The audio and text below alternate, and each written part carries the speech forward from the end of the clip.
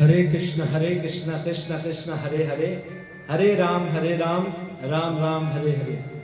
सभी भक्तों का आज की इस कृष्ण कथा में हार्दिक स्वागत।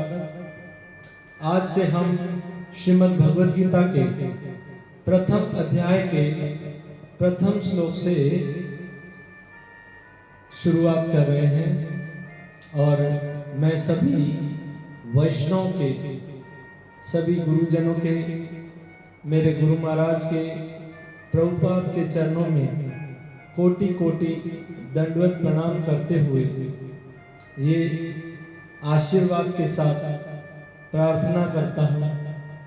श्री श्री राधा दामोदर के चरणों में प्रार्थना करता हूँ कि मुझे आशीर्वाद दे और मैं प्रभुपाद के तात्पर्यों के आधार पर श्रीमद् भगवद गीता को प्रस्तुत करने का प्रयास करूं। ओम नमो भगवते वासुदेवाय। ओम नमो भगवते वासुदेवाय। ओम नमो भगवते वासुदेवाय। हरे कृष्ण। तो आज हम श्रीमद् भगवद गीता के प्रथम अध्याय के प्रथम श्लोक पर चर्चा करने का प्रयास करेंगे। श्रीमद् भगवद गीता, जिसका नाम प्रभुपाद ने भगवद गीता यथारूप रखा है, और इस प्रथम अध्याय का नाम है कुरुक्षेत्र के युद्ध स्थल पर सैन्य निरीक्षण। भगवद गीता के इस प्रथम अध्याय में 46 यानी 46 श्लोक हैं, और उसमें सबसे पहले श्लोक नंबर 1 से 13 तक युद्ध की तैयारी का वर्णन किया गया है। महाभारत के युद्ध की तैयारी, और 14 से 20 तक जो श्लोक हैं उसमें विजय के चिन्ह, उस पर प्रस्तुति है, और 21 से 27 श्लोक संख्या पर भगवान श्री कृष्ण की भक्त वत्सलता, और 28 से 46 श्लोक तक जो वर्णन है वो है अर्जुन के संशय। ये 46 श्लोकों को इन 4 विभागों में हम समझने का प्रयास कर सकते हैं। तो आज हम श्रीमद् भगवद गीता के प्रथम अध्याय के प्रथम श्लोक पर चर्चा करने का प्रयास करेंगे। और ये श्लोक भगवद गीता में धृतराष्ट्र बोल रहे हैं।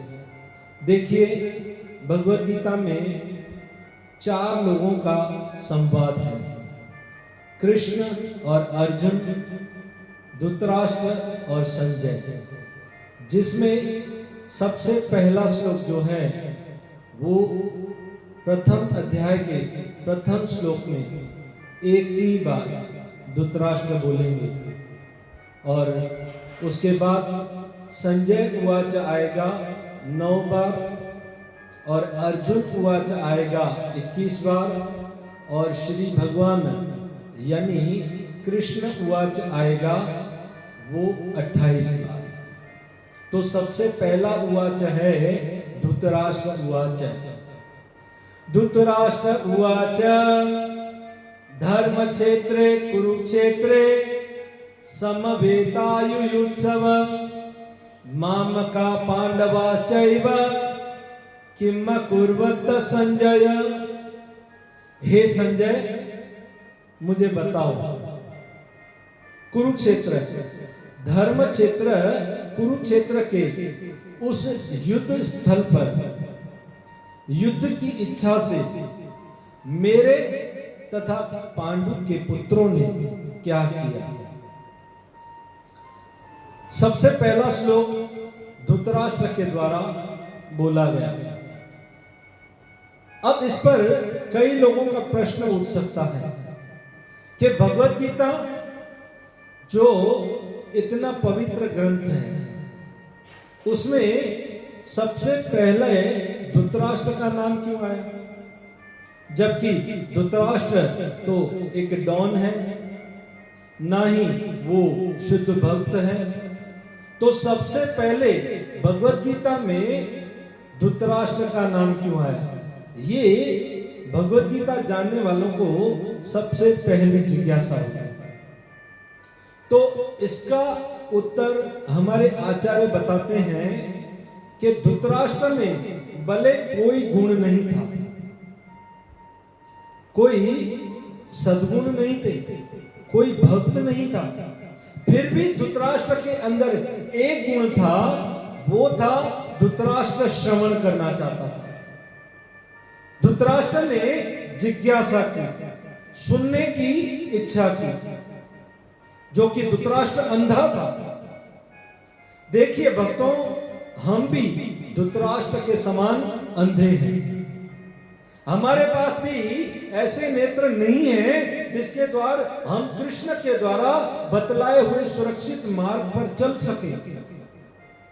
परंतु हम भी अगर धृतराष्ट्र की तरह जिज्ञासा करेंगे ना, श्रवण करने की जिज्ञासा, सुनने की जिज्ञासा, तो निश्चित रूप से हमारा भी कल्याण हो सकता है। जैसे धृतराष्ट्र का हुआ वो हम आगे सुनेंगे, परंतु अब हम इस श्लोक को समझने का प्रयास करेंगे। तो सबसे पहले वाक्य आता है धृतराष्ट्र उवाच, अर्थात धृतराष्ट्र ने कहा। धृतराष्ट्र का अर्थ होता है सबसे पहले ध्रुव। ध्रुव का अर्थ होता है जो दृढ़ हो, जो अपने संकल्प को प्राप्त करने के लिए दृढ़ होता है, उसे ध्रुव कहा जाता है। जैसे ध्रुव महाराज दृढ़ थे भगवान को प्राप्त करने के लिए, इसलिए उन्होंने 6 महीनों में भगवान को प्राप्त कर लिया। तो द्रुत दूसरा अर्थ होता है, द्रुत का अर्थ यानी जुआ, कपट और राष्ट्र। दूत राष्ट्र जो जुआ और कपट के द्वारा राष्ट्र को प्राप्त करना चाहता है, दुष्ट रूपेण राष्ट्र को प्राप्त करने की जिसमें गाढ़ आसक्ति हो, उसे धृतराष्ट्र कहा जाता है।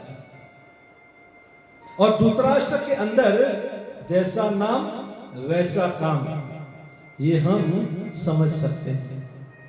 हम जानते हैं व्यासदेव के द्वारा जब इन 3 पुत्रों को उत्पन्न किया गया, धृतराष्ट्र, पांडु और विदुर।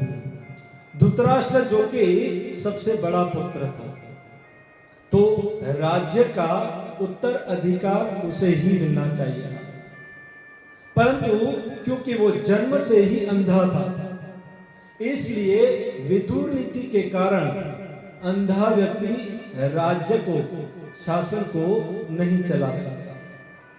इसलिए पांडु जो उसके दूसरे पुत्र थे, उनको राज्य मिला, यानी धृतराष्ट्र के छोटे भाई।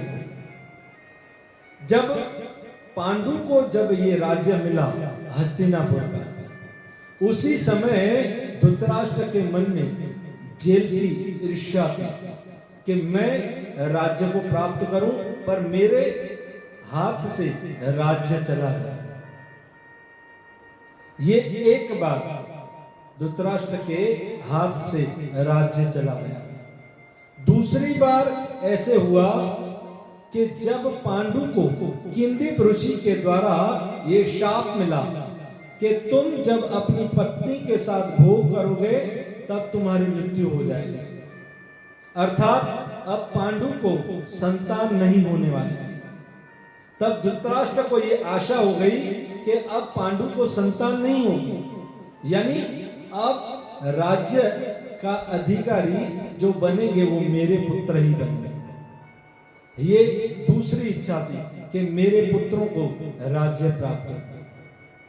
परंतु जब पांडु वन में माद्री और कुंती के साथ चले गए तो देवताओं की कृपा से उन्हें 5 पुत्र प्राप्त हुए, और वो 5 पुत्र पांडु धृतराष्ट्र को देकर के ये जब तक बड़े हो जाएं तब तक आप राजा बनकर रहिए, आपको राज्य संभालना है।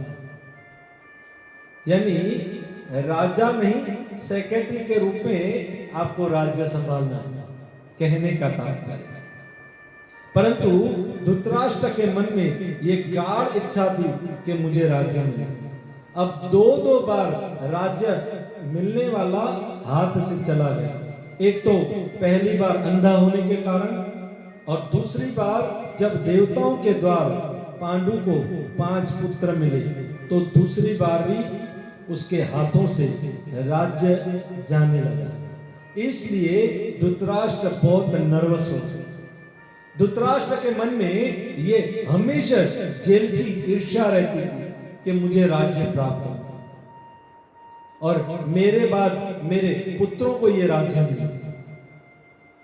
और इस राज्य को प्राप्त करने के लिए उन्होंने पांडु के पुत्रों को यानी पांडवों को कई बार दुर्योधन के माध्यम से, दुर्योधन भी जो पांडवों से बहुत ईर्ष्या करता था, तो उनको मारने का बहुत प्रयास किया गया। जहर देकर के बचपन में ही भीम को जहर दिया गया और भगवान की कृपा से वो बच गए।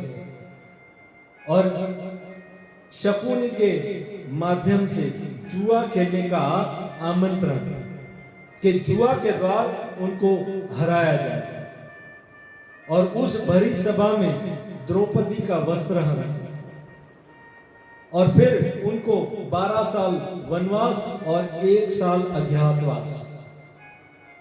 और अज्ञातवास प्राप्त करके जब वापस पांडव हस्तिनापुर में आए और पुनः अपने राज्य को प्राप्त करने के लिए निवेदन किया, तब दुर्योधन ने कहा हम इनको राज्य नहीं देंगे। यानी अधर्म पूर्वक उस राज्य पर अपना अधिकार जमाने की इच्छा, जिससे उस सभा में, उस राज्य में युद्ध की परिस्थिति बन गई। ये महाभारत की युद्ध की परिस्थिति का मुख्य कारण था धृतराष्ट्र, क्योंकि पहले तो उसकी राज्य में गाढ़ आसक्ति थी, और उसके बाद उसके पुत्र भी ऐसे ही थे। दुर्योधन जो बचपन से ही, जिसे कली का अवतार कहा जाता है, बचपन से ही कपटी और ईर्ष्यालु था। पांडवों से इतना बैर था उसको, बचपन से ही पांडवों को मारने का प्रयास।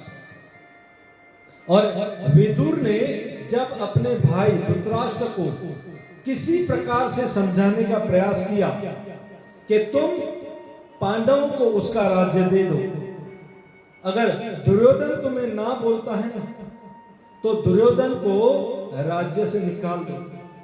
विदुर ने यह भी सलाह दी कि हे धृतराष्ट्र, समझ लो कि एक राज्य में अगर एक नगर खराब हो जाए ना, तो उस नगर को उड़ा देना चाहिए। एक गांव में अगर एक घर खराब हो जाए ना, तो उस घर को, जो पूरे गांव को खराब करता है, उस घर को उड़ा देना चाहिए। एक शरीर में, शरीर का कोई एक अंग खराब हो जाए, हाथ खराब हो गया, तो उस हाथ को काट करके फेंक देना चाहिए। और घर का एक सदस्य खराब हो जाए ना, तो उस सदस्य को घर से निकाल कर फेंक देना चाहिए। विदुर ने धृतराष्ट्र को कई तरह से समझाने का प्रयास किया, परंतु धृतराष्ट्र के मन में राज्य के प्रति गाढ़ आसक्ति थी, और वो विदुर की इस बातों को समझ नहीं पाए। आसक्ति के कारण वो विदुर की बातों को ग्रहण नहीं करना चाहते। देखिए भक्तों, आसक्ति जो है ना, वो इस संसार में हमारा सबसे बड़े दुख का कारण है। इस संसार में हमारे दुख का कारण, पहला कारण है बंधन। और बंधन हमें क्यों है? बंधन का कारण है आसक्ति। हमारी जब तक हमारे घर में हमारे पुत्र परिवार परिजनों में, समाज में, धन में जब तक आसक्ति रहेगी तब तक हमें दुख मिलता रहेगा। क्योंकि लोगों के पास दुख आते हैं और लोग दुख से निकलना भी चाहते हैं, पर उन्हें मालूम नहीं हमें दुख क्यों हो रहा है, हमारे दुख का कारण क्या है।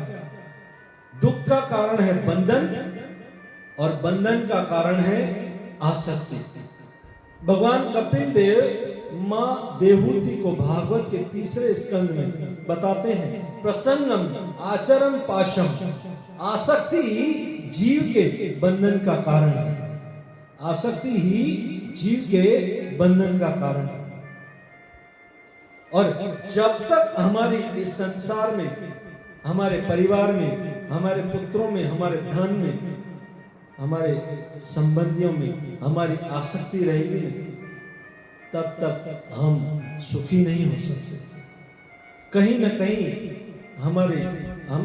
क्योंकि मंदिर में कई बार कई भक्त आते हैं, कई सालों से आते हैं और कितने प्रवचन सुनते हैं, पर जीवन में कोई परिवर्तन नहीं। और पूछते भी हैं आकर के कि प्रभु जी, हम 15 साल से मंदिर में आ रहे हैं, 10 साल से, 15 साल से हम मंदिर में आ रहे हैं, हमारे जीवन में परिवर्तन नहीं। जीवन में परिवर्तन क्यों नहीं हो रहा? इसका कारण है कहीं ना कहीं हमारी आसक्ति है, या हमारे धन में, या हमारे पुत्रों में, या परिजनों में, या हमारी कोई आदत, व्यसन जो है, किसी को नशे का, किसी को तंबाकू, बीड़ी, सिगरेट का व्यसन है ना, वो आसक्त करता है। किसी को आज तो मोबाइल है, टीवी है। ये आसक्ति जो है ना, हमारे जीवन में हमारे परिवर्तन नहीं होने देती। हम जानते हैं इस महाभारत की कथा से, भगवत गीता महाभारत में भगवान श्री कृष्ण ने अर्जुन को सुनाया और 700 श्लोक वही भगवत गीता संजय ने हस्तिनापुर में धृतराष्ट्र को भी सुनाई। देखिए, वही भगवत गीता अर्जुन भी सुन रहे हैं, वही भगवत गीता धृतराष्ट्र भी सुन रहे हैं। पर अर्जुन ने जब भगवत गीता सुनी तो 45 मिनट में अर्जुन के जीवन में परिवर्तन हो गया और कृष्ण के चरणों में गिर गए कि हे कृष्ण, अब आप जो कहेंगे मैं वही करूंगा। पर वही भगवत गीता धृतराष्ट्र को संजय ने बताई, पूरी भगवत गीता वही 700 श्लोक, और भगवत गीता बता करके संजय ने अपना मत भी प्रस्तुत किया। क्या कहा संजय ने? यत्र योगेश्वरो कृष्ण यत्र पार्थ धनुर्धर तत्र श्री विजय विद्या भूति ध्रुवा नीतिर्मतिर्मम।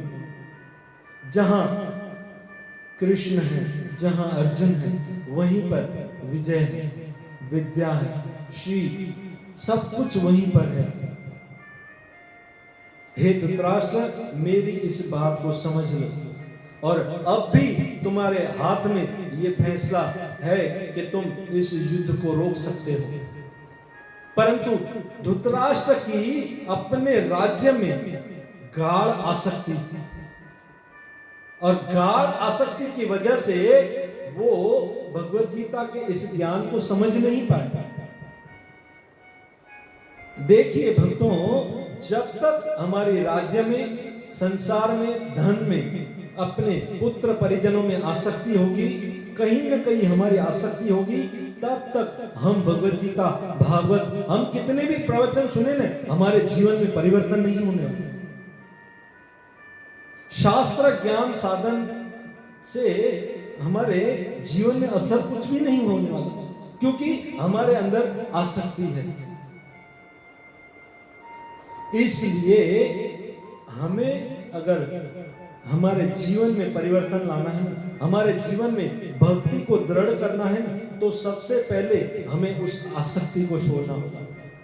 अब कोई ये प्रश्न कर सकता है, अगर हमारे अंदर आसक्ति है, हम छूटे नहीं, तो हम हमारी आसक्ति को कहाँ जोड़ें, कहाँ हमारी आसक्ति को लगाएं? हमें हमारी आसक्ति को गलत जगह से उठा करके सही जगह पर लगाना है। आसक्ति कृष्ण के चरणों में प्रस्तुत करनी, हमारी आसक्ति कृष्ण के चरणों में दृढ़ करनी। संसार से, परिवार से, धन से, व्यसनों से, पुत्र परिजनों से आसक्ति निकाल करके कृष्ण के चरणों में हमें आसक्ति लगानी, तभी हमारे जीवन में परिवर्तन आएगा। इसको कहते हैं कृष्ण प्रेम। नहीं तो कितने सालों के साल हम मंदिर में आएंगे, पर हमारे अंदर आसक्ति हमें परिवर्तन नहीं मिलेगी, हमारे अंदर परिवर्तन कभी नहीं होगा। ये धृतराष्ट्र पहला श्लोक बोल रहे हैं। धृतराष्ट्र उवाच, धृतराष्ट्र ने उस समय अपने सेक्रेटरी संजय से पूछा। देखिए, महाभारत का युद्ध जिसमें शंख बज चुके थे, शुरुआत हो रही थी, पहला दिन था, और पहले दिन शंख बज चुके थे। उस समय भगवान श्री कृष्ण ने समय को रोक दिया, स्टैच्यू, और उस समय भगवद गीता का प्रारंभ किया। पहले अध्याय से पहले दिन भगवद गीता सुनाई भगवान श्री कृष्ण ने अर्जुन को। और ये महाभारत का युद्ध जब 10 दिन तक चला, और 10वें दिन भीष्म पितामह जब धराशायी हो चुके थे, उस समय संजय जब उस युद्ध में जो रोज भाग ले रहे थे, उस समय जब हस्तिनापुर में पहुंचे और हस्तिनापुर में जाकर के धृतराष्ट्र को ये समाचार सुनाया, तब धृतराष्ट्र के मन में ये जिज्ञासा हुई और उसने कहा, संजय तुम मुझे पहले से बताओ वहां पर हुआ क्या। धृतराष्ट्र उवाच, उस समय 10वें दिन धृतराष्ट्र ये श्लोक बोल रहे हैं। धर्म क्षेत्रे कुरुक्षेत्रे समवेतायुयुत्सव मामका पांडवाश्चैव किम कुर्वत संजय। वहां पर क्या हुआ संजय, मुझे बताओ। कृष्ण ने पहले दिन बताई और फिर संजय ने 10वें दिन धृतराष्ट्र को वो भगवद गीता बताना प्रारंभ किया। धर्म क्षेत्रे कुरुक्षेत्र, ये धर्म क्षेत्र और कुरुक्षेत्र ये दो शब्द नहीं है, ये एक ही शब्द है, पर हम इस शब्द को समझने का प्रयास करेंगे। इस शब्द की महिमा क्या है, इसको समझने का प्रयास करेंगे। सबसे पहले भगवद गीता में शब्द आया धर्म क्षेत्र, धर्म, और भगवद गीता का अंतिम शब्द 18वें अध्याय का 18वां श्लोक जो संजय बोल रहे हैं, यत्र योगेश्वर कृष्ण, उसमें अंतिम अक्षर है म, यानी भगवद गीता का प्रथम अक्षर है ध और भगवद गीता का अंतिम अक्षर है म। इसका अर्थ ये हुआ, जो श्री कृष्ण ने, जो भगवान ने कहा वो ही धर्म है। धर्म तू साक्षात भगवत प्रणीतम, जो भगवान कहते हैं, जो कृष्ण कहते हैं, वो ही धर्म है। जैसे हम देखते हैं ना, अगर भारत के प्रधानमंत्री टीवी पर ये अनाउंसमेंट कर दें कि कल से 20 दिन का लॉकडाउन, 20 दिन के लिए भारत बंद, तो कल से भारत बंद हो जाएगा, लॉकडाउन हो जाएगा। पर वही बात अगर कोई सामान्य व्यक्ति रोड पर, सड़क साफ व्यक्ति कह दे कि कल से मैं ये अनाउंसमेंट करता हूं कि कल से 20 दिन के लिए लॉकडाउन, भारत बंद, तो क्या होगा? नहीं होगा। क्यों? क्योंकि उसके पास कोई शक्ति नहीं है, उसकी कभी कोई नहीं सुनेगा। परंतु भगवान श्री कृष्ण जो साक्षात पूर्ण पुरुषोत्तम अनंत कोटि ब्रह्मांडों के नायक भगवान हैं, अनंत शक्तियों के स्वामी हैं, वो जब आदेश देते हैं, वो जब कहते हैं ना, तो उनकी सब सुनेंगे। धर्म तू साक्षात भगवत प्रणीतम, वो ही धर्म होता है जो भगवान कहते हैं। देखिए युधिष्ठिर धर्मराज थे, वो कभी भी असत्य नहीं बोलते थे, सिर्फ सत्य बोलते थे। परंतु जब कृष्ण ने द्रोणाचार्य का वध करना था, तो कृष्ण ने युधिष्ठिर से कहा कि कल तुम्हें झूठ बोलना है। झूठ ये बोलना है कि अश्वत्थामा मारा गया। पर युधिष्ठिर ने कहा नहीं नहीं, मैं झूठ नहीं बोलूंगा। तो भी उन्होंने एक प्रोग्राम बनाया, एक अश्वत्थामा नाम का एक हाथी उन लोगों ने उसी दिन रात को बनाया। एक हाथी को लेकर के आए, उन्होंने उसका नाम रखा अश्वत्थामा और उसको मार डाला। फिर युधिष्ठिर को कहा अब तो तुम बोलोगे ना।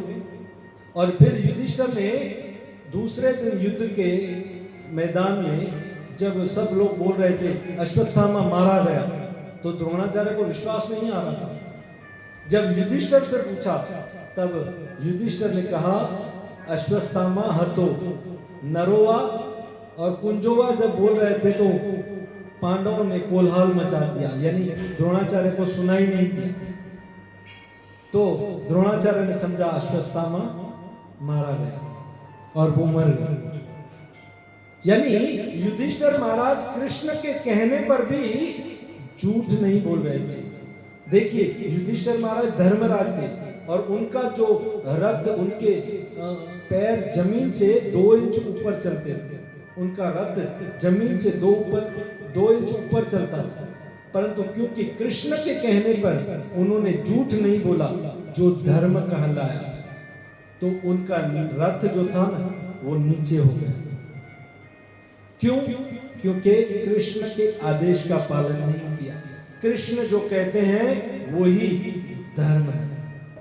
धर्म का अर्थ शास्त्रों में ऐसे बताया गया है, अपना कर्तव्य सही सही ढंग से करना, उसको धर्म कहते हैं। और प्रभुपाद जी धर्म का अर्थ बताते हैं, जीवेर स्वरूप है कृष्ण नित्य दास। जीव का कर्तव्य है कि वो भगवान की सेवा करे, यही उसका असली धर्म है। जीवन में सुख और शांति के लिए हमें धर्म का पालन करना होता है। भागवत कहती है सवे पुषाम परो धर्म यतो भक्ति अधोक्षज, के उस कृष्ण की भक्ति करना ही, उनकी शरण में जाना ही वास्तविक धर्म है। तो ये है अर्थ धर्म का। धर्म क्षेत्रे कुरुक्षेत्रे। अब हम दूसरे शब्द को सुने, क्षेत्रे। तो क्षेत्र का अर्थ होता है जमीन। महाभारत का ये युद्ध जो हुआ ना, वो जमीन के कारण हुआ। देखिए युद्ध जो होता है ना, वो 3 कारणों से होता है। लड़ाई जो होती है वो 3 कारणों से होती है, जायदाद, जोरू और जमीन। 3 कारणों से युद्ध होता है, लड़ाई होती है। और हम महाभारत को देखते हैं, ये जमीन के कारण लड़ाई हुई थी। अगर क्षेत्र का दूसरा अर्थ हम अपने हिसाब से निकालें, समझें, जो हमें प्रभुपाद समझा रहे हैं, तो क्षेत्र का दूसरा अर्थ होता है खेती। और खेती कौन करता है? किसान। और प्रभुपाद जी तात्पर्य में बहुत अच्छी तरह समझा रहे हैं कि जिस प्रकार किसान धान की खेती करता है ना, धान की खेती अर्थात गेहूं की खेती करता है ना, तो खेती करते करते जब धान उगते हैं ना, तो उसके आसपास अवांछित पौधे उग जाते हैं जो काम के नहीं होते हैं। तो किसान क्या करता है? उस अवांछित पौधों को निकाल करके फेंक देता है और तभी धान बढ़ता है, धान की खेती अच्छी तरह होती है। उसी प्रकार इस महाभारत के युद्ध में जो कृष्ण हैं, जो भगवान है वो धर्म की खेती करेंगे, और धर्म की खेती करने वाले किसान जो हैं वो कृष्ण हैं, और पांडव जो हैं वो हैं धर्म के पौधे। और धर्म की खेती जब होगी, धर्म के पौधे पांडवों को जब उस हस्तिनापुर में रखा जाएगा तो अवंचित पौधों को भी जब उगेंगे तो उनको उखाड़ करके वो किसान फेंक देता है। तो वो अवंचित पौधे हैं कौरव, दुर्योधन आदि कौरव अवंचित पौधे हैं। तो शुरुआत से ये आशा की जाती है कि कृष्ण जो हैं वो ऐसे किसान हैं, जब धर्म की खेती करेंगे तो अवंचित पौधों को उखाड़ करके फेंक देंगे।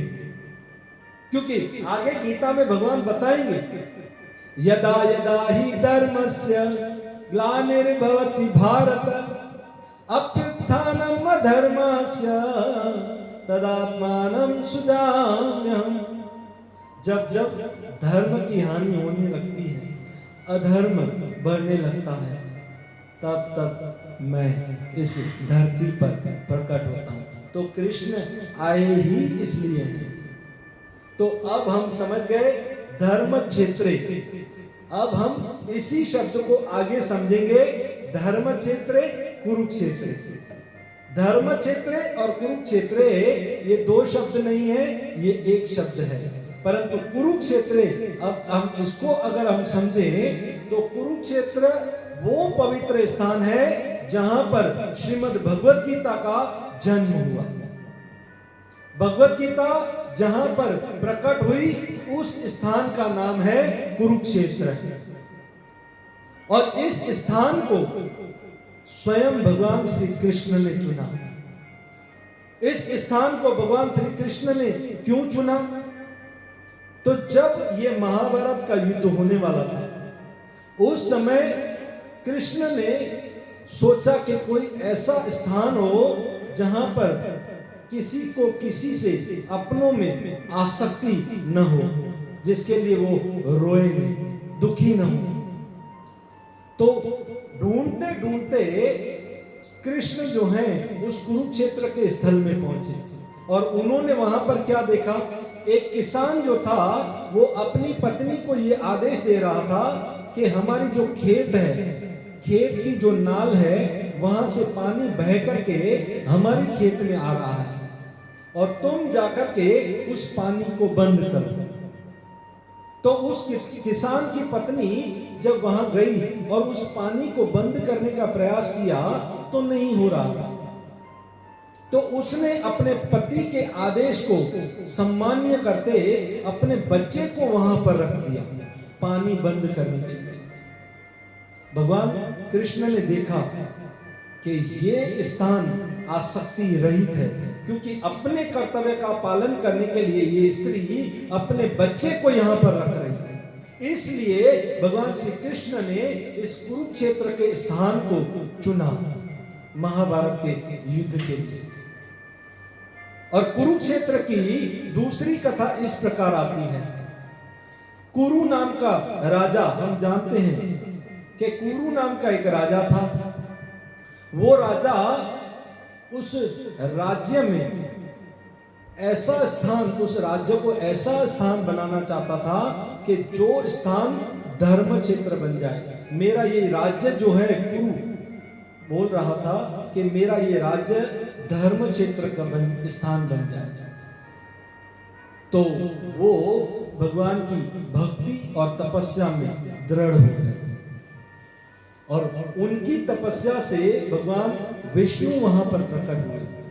जब भगवान विष्णु ने कहा तुम्हें क्या चाहिए, तब कुरु राजा ने कहा मेरा जो ये स्थान है, इस स्थान को आप धर्म का स्थान बना दीजिए। तब भगवान विष्णु ने कहा इस क्षेत्र को अगर हम धर्म क्षेत्र बना देंगे तो इसके लिए हमें बीज चाहिए। तब राजा ने कहा कौन सा बीज चाहिए? तब भगवान विष्णु ने कहा मुझे तुम्हारे दोनों हाथ चाहिए। उस राजा ने अपने हाथ काट करके भगवान को दे दिए। जब भगवान विष्णु ने कहा मुझे तुम्हारे दोनों पैर भी चाहिए, तो पैर भी काट करके दे दिए। जब भगवान ने कहा मुझे तुम्हारा मस्तिष्क चाहिए, तो उस राजा ने कहा मेरा मस्तिष्क भी आप ले लीजिए, पर इस क्षेत्र को आप धर्म क्षेत्र बना दीजिए। भगवान बहुत प्रसन्न हुए। भगवान ने उसे पूर्ण जैसे थे वैसा कर दिया और उसे आशीर्वाद दिया कि आज से मैं ये वरदान देता हूं कि ये जो क्षेत्र है वो आज से धर्म क्षेत्र कहा जाएगा। और धर्म क्षेत्र एक ऐसा स्थान है जहां ये प्रभुपाद तात्पर्य में बताते हैं कि सारे देवी देवता जो है ना, वो उनका भी तीर्थ स्थान कहा जाता है। देवी देवता भी जब इस पृथ्वी पर तीर्थ यात्रा करने आते हैं ना, तो कुरुक्षेत्र में आते हैं। और कुरुक्षेत्र की क्या क्या महिमा है इसको हम समझें। ब्रह्मा ने यहाँ पर हजारों सालों तक यज्ञ किए, इसलिए उस क्षेत्र को धर्म क्षेत्र कहा जाता है। और आज भी हम वहां जाएंगे ना, तो ब्रह्मकुंड नाम का एक सरोवर है, देवताओं का तीर्थ स्थान है। ब्रह्मा ने यज्ञ किए, परशुराम भगवान के अवतार ने 5 वहां पर यज्ञ किए, इसलिए भी वो धर्म क्षेत्र है। आपने केशव कश्मीरी का नाम सुना होगा, चैतन्य चरितामृत में आता है इसका नाम। केशव कश्मीरी कहते हैं कि कुरुक्षेत्र की इस भूमि पर अगर कोई मरे और उसके लिए अगर कोई वो रोता है, तो वो व्यक्ति पापी कहलाता है। क्यों? क्योंकि वहां पर जो व्यक्ति मर गया उस धर्म क्षेत्र कुरुक्षेत्र पर, तो वो व्यक्ति निश्चित रूप से सद्गति को प्राप्त करेगा। और सद्गति प्राप्त करने वाले व्यक्ति के लिए रोना बहुत दुख की बात है। और व्यास देव ने भी उस कुरुक्षेत्र के स्थान में तपस्या की। पृथु महाराज ने भी उसको अपनी यज्ञ स्थली बना दिया, उस कुरुक्षेत्र को अपनी यज्ञ स्थली बना दिया। आज भी हम देखते हैं कि ग्रहण होता है ना, सूर्य ग्रहण, चंद्र ग्रहण, ग्रहण के समय हजारों लोग उस कुरुक्षेत्र के स्थान में स्नान करने के लिए आते हैं, पवित्र होने के लिए आते हैं।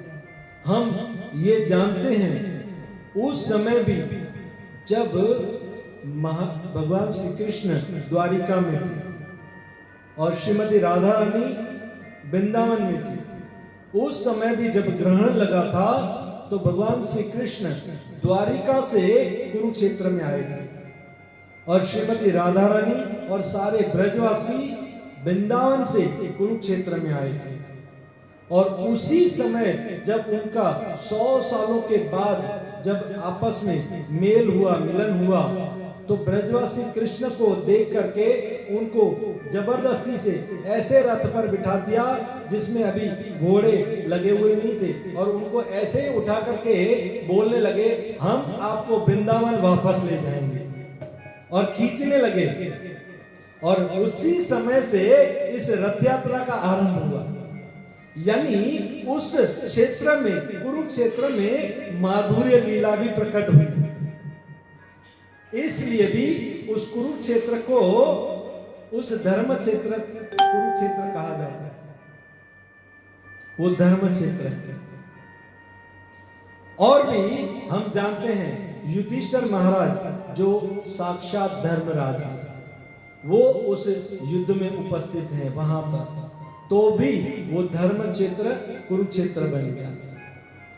और भगवान श्री कृष्ण जो साक्षात स्वयं ब्रह्मांड, स्वयं भगवान है, वो उनके चरण वहां पर उपस्थित हैं। जहां पर श्री कृष्ण के चरण उपस्थित हो जाते हैं, वो स्थान तो वैसे भी तीर्थ स्थान बन जाता है। तो वो स्थान बन गया कुरुक्षेत्र धर्म क्षेत्र, क्योंकि भगवान के चरण भी वहां पर प्रकट हो गए। इसलिए भी उसे धर्म क्षेत्र कहा गया। इस तरह हम समझ सकते हैं कि कुरुक्षेत्र में जाने से धर्म का फल अपने आप मिल जाता है। जैसा पौधा वैसा फल। तो धर्म क्षेत्र, कुरुक्षेत्र जो है वो धर्म क्षेत्र है, इसलिए कोई भी वहां जाता है तो उसको धर्म करने का फल अपने आप मिल जाता है।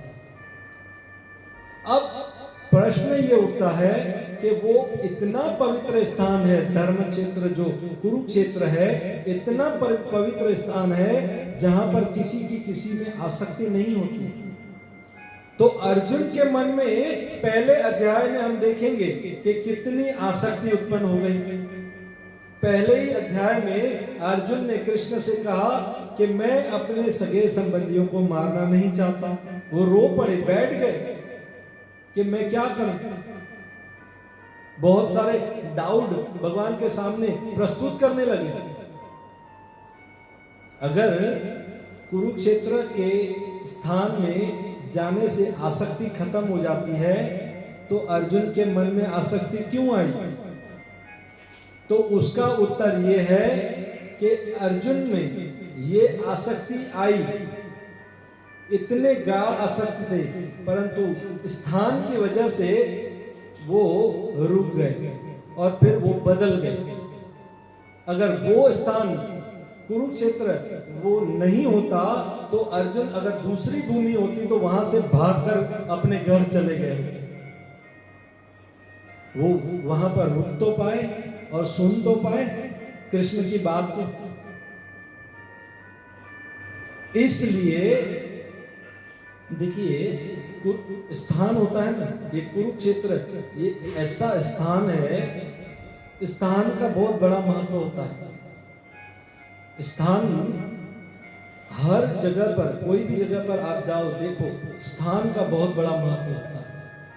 हम मंदिर में जाएंगे ना तो स्वाभाविक हमें मंदिर में जब भक्तों को देखेंगे, भगवान के दर्शन करेंगे, हमारे विचार हम सोच सकते हैं कैसे होंगे, हमारा मन शुद्ध होगा।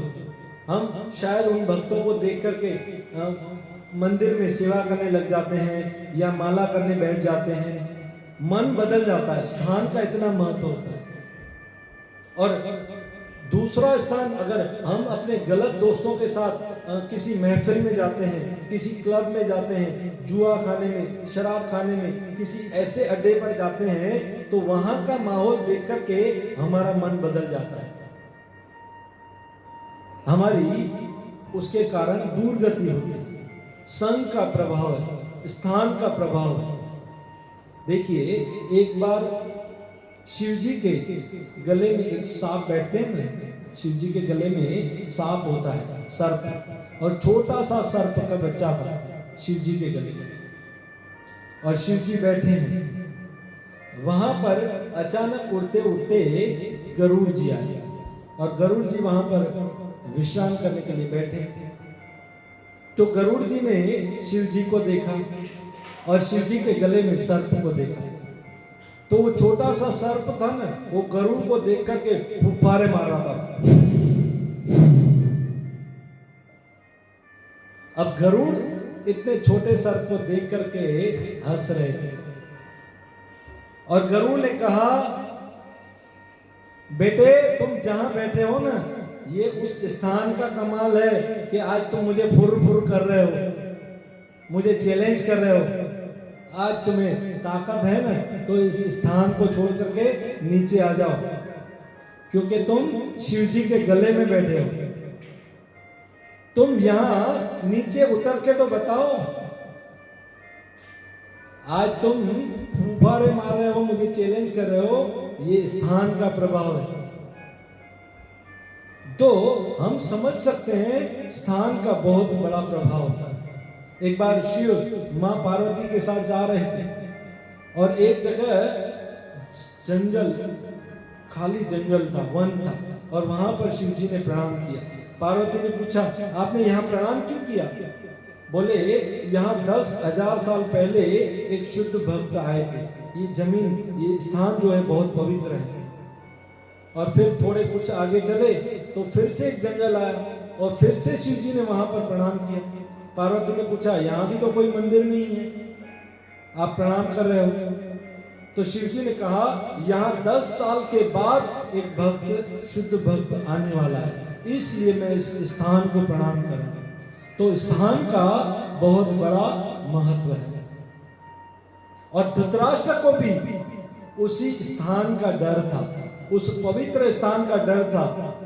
इसलिए संजय से पूछ रहे थे कि उस पवित्र स्थान में, धर्म क्षेत्रे कुरुक्षेत्रे, उस पवित्र स्थान में मेरे तथा पांडु के पुत्रों ने क्या किया? क्योंकि ये पवित्र स्थान है और पवित्र पांडव जो कि बचपन से ही पवित्र हैं और शुद्ध हैं, और मेरे पुत्र जो हैं वो पांडवों की तरह महात्मा नहीं है, वो तो डॉन है। तो कहीं उस पवित्र स्थान का असर मेरे बच्चों पर भी तो नहीं पड़ गया क्या? मेरे बच्चे वहां जाकर के सुधर तो नहीं गए और उन्होंने पांडवों से संधि तो नहीं कर ली? देखिए, धृतराष्ट्र को डाउट था कि उस पवित्र स्थान का असर न जाने मेरे बेटों पर क्या पड़े। हम भी जब देखते हैं ना, हमारे बच्चे कभी मंदिर जाने लगते हैं, बहुत ज्यादा जाते हैं, या हमारी पत्नी ज्यादा जाती है, या कोई पति ज्यादा जाता है, तो घर वाले ही सोचते हैं कहीं ये ज्यादा भक्ति कर रहा है, हमें छोड़ करके चला तो नहीं जाएगा, ये घर छोड़ करके चला तो नहीं जाएगा। अपनों से ही डर लगता है। अब धृतराष्ट्र के राज्य में इतनी आसक्ति थी, उसने सोचा उस पवित्र स्थान का मेरे बच्चों पर न जाने क्या असर हुआ होगा, सुधर तो नहीं गए। संजय आगे बताएंगे, नहीं महाराज, आपके बच्चे वैसे के वैसे ही हैं, अभी तक नहीं सुधरे। तो इस महाभारत के युद्ध में स्थान का जो ये महत्व है, बहुत बड़ा महत्व है। धर्म क्षेत्रे कुरुक्षेत्र, उसके बाद समवेता, धर्म क्षेत्रे कुरुक्षेत्रे समवेता युयुत्सव। समवेता यानी सम्यक रूप से वहां पर उपस्थित हुए थे। कौन? पांडव और कौरव। क्यों हुए थे? युद्ध की इच्छा से, मरने और मारने की इच्छा से, विजय की भावना से वहां पर उपस्थित हुए थे। एक दूसरे को खत्म करने के लिए वहां पर प्रकट हुए, मिले। तो ये महाभारत का युद्ध जब हुआ ना, तो महाभारत के इस युद्ध में 18 औक्षुणी सेनाएं थी। 7 औक्षुणी सेनाएं पांडवों की थी और 11 औक्षुणी सेनाएं थी वो कौरवों की थी। अब हम इस एक सेना को अगर समझें तो एक सेना में कितने व्यक्ति होते हैं और इस महाभारत के युद्ध में कितने व्यक्ति मर गए, इसको अगर हम समझें तो एक औक्षुणी सेना जो है उसमें 21,870 रथ होते हैं, 21,870 हाथी होते हैं और 65,610 घोड़े सवार होते हैं और 1,09,350 पैदल सैनिक होते हैं, चलने वाले सैनिक। इस प्रकार एक औक्षुणी सेना में 2,18,700 लोग होते हैं। ऐसे कितनी सेनाएं थी? 18 औक्षुणी सेनाएं। और उसके बाद उनका इंतजाम, व्यवस्था, हथियार लाने वाले, प्रसाद लाने वाले, उनकी सेवा करने वाले, वो सब अलग। जब महाभारत का युद्ध पूर्ण हुआ ना, 18 दिन हो गए, तब युधिष्ठिर महाराज जो धर्मराज थे, जो कभी झूठ नहीं बोलते थे, उनसे पूछा गया कि इस महाभारत के युद्ध में कितने लोग मर गए। तब युधिष्ठिर महाराज ने कहा कि 1,66 करोड़ और 20,000 लोगों की मृत्यु इस महाभारत के युद्ध में हुई है। देखिए कितना बड़ा संहार हो गया। सिर्फ 18 दिन। युयुत्सव धर्म क्षेत्रे कुरुक्षेत्रे समवेता युयुत्सव। युयुत्सव युद्ध की इच्छा से। अब प्रश्न उठता है, युद्ध की इच्छा किसमें थी? क्या पांडवों में इच्छा थी युद्ध की? क्या कौरवों में युद्ध की इच्छा थी? इसको अगर हम समझें तो हम थोड़ी सी बुद्धि लगाएं ना, तो देखिए जो विद्वान पुरुष होते हैं ना, जो संत साधु महात्मा लोग होते हैं, वो कभी लड़ना झगड़ना नहीं चाहते। लड़ना झगड़ना कौन चाहता है? जो लोग झगड़ालू होते हैं, छोटी छोटी बात पे लड़ते हैं, झगड़ते हैं। और हम जानते हैं पांडव जो हैं वो कृष्ण के भक्त थे, विद्वान थे, पंडित थे। और कौरवों को, दुर्योधन आदि को हम जानते हैं कि वो झगड़ालू किस्म के थे, बात बात पर लड़ते थे। कई प्रकार से इस महाभारत को रोकने का प्रयास किया गया, इस युद्ध को रोकने का प्रयास किया गया। भगवान श्री कृष्ण स्वयं संधि दूत बनकर के गए पांडवों की तरफ से, और दुर्योधन से कहा, दुर्योधन, कृष्ण ने कहा, दुर्योधन देखो तुम भी राजा हो, पांडव भी राजा हो, इसलिए तुम ऐसा करो, उनको 5 गांव दे दो।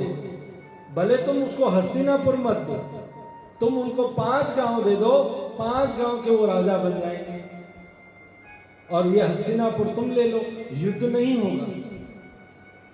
दुर्योधन बड़ा कूटनीतिक था, उसने सोचा आज ये 5 गांव मांग रहे हैं, 5 गांव के राजा होंगे, फिर वो मिलकर के युद्ध करेंगे, फिर बड़े राजा बनेंगे। सुई की नोक जितनी जमीन भी मैं युद्ध के बिना नहीं दूंगा। इतना जब कृष्ण को दुर्योधन ने कहा ना, इससे हम समझ सकते हैं कि युद्ध करने की इच्छा किसमें थी? दुर्योधन यानी कौरवों में, पांडवों में नहीं थी। कृष्ण स्वयं संधि दूत बन करके गए थे, क्योंकि कई लोग बोलते हैं कृष्ण ने ही ये युद्ध कराया। कृष्ण संधि दूत बन करके भी गए थे, कृष्ण ने भी प्रयास किया। हम देखते हैं उन्होंने बहुत समझाया धृतराष्ट्र को, दुर्योधन को, पर दुर्योधन ने तो कृष्ण को ही बंदी बनाना चाहा। तो युद्ध की इच्छा थी कौरव, दुर्योधन। ये एक ही परिवार का युद्ध था, एक ही फैमिली का। देखिए पहले सतयुग में जो थे ना, सतयुग में देवता और असुर बहुत दूर दूर रहते थे। एक लोक में देवता और दूसरे लोक में असुर। जब समुद्र मंथन हुआ था ना, तो असुर अलग लोक से आए थे और देवता अलग लोक से आए थे। यानी सतयुग में देवता और असुर दूर दूर रहते थे, अलग अलग लोक में। उसके बाद त्रेता युग में देवता और असुर एक ही पृथ्वी पर बहुत दूर दूर रहते थे। जैसे अयोध्या में राम रहते थे और लंका में रावण रहते थे, बहुत दूर। देवता और असुर त्रेता युग में बहुत दूर दूर रहते थे। उसके बाद द्वापर युग आया। द्वापर में देवता और असुर एक ही घर में रहने लगे, एक ही घर में, हस्तिनापुर, कौरव और पांडव। और अब कलयुग में देवता और असुर एक फैमिली में भी नहीं, एक शरीर में रहते हैं। हमारे अच्छे विचार जो होते हैं वो देव हैं, और हमारे गंदे विचार जो हैं वो हैं असुर। तो अब देवता और असुर एक ही शरीर में रहते हैं। तो इस तरह हम समझ सकते हैं कि उस समय एक ही परिवार का झगड़ा था।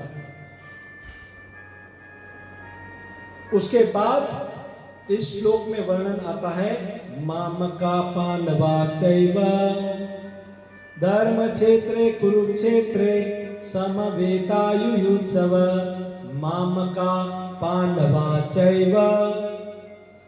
धृतराष्ट्र बोल रहे हैं मेरे तथा पांडु के पुत्रों ने क्या किया। देखिए यहाँ पर धृतराष्ट्र कैसी भाषा यूज कर रहे हैं। अपने पुत्रों को मेरा पुत्र कह रहे हैं और अपने भाई के पुत्रों को पांडु का पुत्र, यानी उनको वंश के अधिकार से अलग कर दिया। मैं और मेरा की आसक्ति, अहम और ममेती।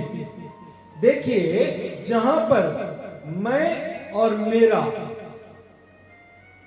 जिस राष्ट्र में, जिस देश में, जिस घर में, जिस समाज में, जिस परिवार में मैं और मेरा होता है ना, वहीं पर महाभारत का युद्ध होता है। यहां पर धृतराष्ट्र मैं और मेरा की भाषा यूज कर रहे हैं और धृतराष्ट्र की मेरा से भी मैं में ज्यादा आसक्ति थी। कुछ लोगों की मेरा है उसमें आसक्ति होती है। मेरी बीवी, मेरे बच्चे, मेरा धन, मेरा घर, मेरा परिवार, उसमें ज्यादा आसक्ति होती है। पर यह आसक्ति वहां तक होती है जब तक अपना स्वार्थ होता है, मैं। और धृतराष्ट्र की भी ऐसी आसक्ति थी, मेरा से ज्यादा मैं में। कैसे? धृतराष्ट्र को यह मालूम था वहां युद्ध होने वाला है और संजय ने आकर के बता दिया कि युद्ध में महाराज आपके आज 2 पुत्र गए, पर धृतराष्ट्र को उस राज्य को प्राप्त करना था। तो चाहते तो संजय की बात सुनकर के उस युद्ध को रोक सकते थे, पर नहीं। आगे क्या हुआ संजय? महाराज आज आपके 10 पुत्र गए। आगे क्या हुआ संजय? आज 50 गए। आगे क्या हुआ संजय? आज 70 गए। आगे क्या हुआ संजय? आज 100 गए। आगे क्या हुआ संजय? खेल खत्म। धृतराष्ट्र ने मेरा से ज्यादा मैं में आसक्ति रखी। मेरे 100 पुत्रों को दांव पर लगा दिया। मर जाओ पर राज्य लेकर के ही घर लौटना। मुझे ये राज्य चाहिए। राज्य के जो गाढ़ आसक्ति थी, धृतराष्ट्र के 100 पुत्रों को खत्म कर दिया। देखिए धृतराष्ट्र आंख से ही नहीं, बुद्धि से भी अंधा था और उसी के समान उसका पुत्र दुर्योधन भी। ये मैं और मेरा, ये हमारे संसार में दुख का कारण बन जाता है। स्वार्थ है व्यक्ति का। जब तक मेरा की मेरा कहता है, पर पीछे उसके देखेंगे तो मैं ही। एक बार अकबर बीरबल के साथ जा रहे थे और अकबर ने कहा बीरबल से, बीरबल हम इस संसार में समझ सकते हैं कि माँ का प्रेम कितना बड़ा होता है और माँ से ज्यादा इस संसार में कोई भी प्रेम करने वाला व्यक्ति मनुष्य को मिलता नहीं, या कोई प्राणी भी हो। तब बीरबल ने कहा ये बात गलत है, आप गलत बोल रहे हैं, क्योंकि व्यक्ति माँ से अधिक प्रेम करता है, बच्चे से अधिक प्रेम करता है अपने आप को। बीरबल को अकबर ने कहा अगर तुमने ये बात मुझे साबित करके नहीं दिखाई तो मैं तुम्हें मृत्यु दंड दे दूंगा, मैं तुम्हें फांसी पर चढ़ा दूंगा। बीरबल ने कहा मैं आपको कल साबित करके बताऊंगा। दूसरे दिन बीरबल ने क्या किया, एक टैंकी ली, प्लास्टिक की सिंटेक्स वाटर टैंक, और एक बड़ी टैंकी ली, उसमें बंदर और बंदर की बच्ची थी, उसको अंदर फेंक दिया, डाल दिया। बंदर ने अपनी बच्ची को, बंदरिया ने अपनी बच्ची को गोद में लेकर के अंदर बैठ गए और अकबर ये देख रहे थे। अकबर ने बीरबल को कहा देखा देखा ये बंदरिया कितने जोर से आलिंगन करके अपने बच्चे को गोद में लेकर के बैठ गई अंदर। बीरबल ने कहा आगे आगे देखो होता है क्या। बीरबल ने उस टैंक में पानी छोड़ना शुरू कर दिया और पानी भर रहा था। पानी भर रहा था तो उस बंदरिया ने अपने बच्चे को गोद में लेकर के उठ करके खड़ी हो गई। अकबर ने कहा वाह वाह क्या प्रेम है, देखो मैं कहता था ना कि माँ अपने बच्चे से कितना प्रेम करती है। बीरबल ने कहा अभी फिल्म पूरी नहीं हुई, फिल्म अभी बाकी है। और पानी छोड़ा उस टैंकी में, फिर ऊपर और पानी बढ़ा तो उस बंदरिया ने अपने बच्चे को अपने माथे पे बिठा दिया। अकबर ने कहा वाह वाह कितना प्रेम है, देखो बीरबल। बीरबल ने कहा अभी और आगे देखो, और पानी छोड़ा। अब पानी बंदरिया के नाक तक आ गया तो बंदरिया ने क्या किया, अपने बच्चे को नीचे रखा और उस बच्चे के ऊपर खुद खड़ी हो गई। ये देख करके बीरबल की आंखें तहस नहस हो गई, आश्चर्यचकित हो गया। बीरबल ने कहा देखो मेरा से अधिक व्यक्ति मैं से ज्यादा प्रेरित है, मैं से स्वार्थ, कितना स्वार्थ है, मैं में ज्यादा आसक्ति है मेरा से। धृतराष्ट्र ने भी ऐसा ही किया, मेरे 100 पुत्र मर जाएं पर मुझे मेरा राज्य मिल जाए, मैं और मेरा।